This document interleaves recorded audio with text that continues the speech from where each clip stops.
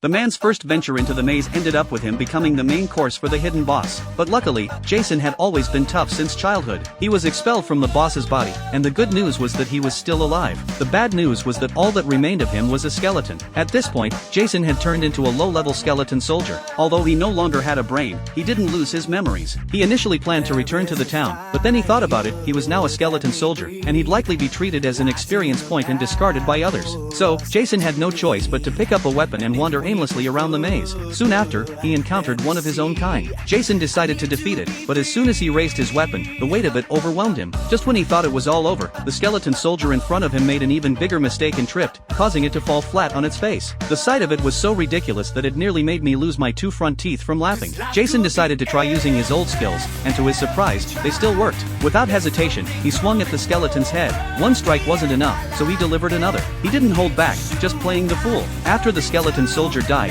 a brilliant light emitted from its body. The next second, the light surged into Jason, and his lost energy was miraculously restored. At that moment, Jason recalled what his friend had told him earlier: skeleton soldiers were an evolving species. This gave Jason a glimmer of hope. He soon found a slime and struck its core with a single blow, causing it to melt into a puddle of liquid. He collected the slime's core and also harvested its slime. This slime was a beauty product, a favorite among women. 2 days later, Jason's strength continued to grow, and all the magic he used in his past life was available to him again. Not only that, but he could now also use holy energy. He imagined one day becoming a legendary adventurer. A few days later, Jason defeated a Slime King. He was preparing to collect the Slime King's mucus when, just as the light surged into his body, an unexpected evolution occurred. By this point, he was no longer a skeleton soldier but had transformed into a ghoul. While his appearance was still monstrous, at least he now had flesh and blood. To his delight, he was now able to produce simple sounds.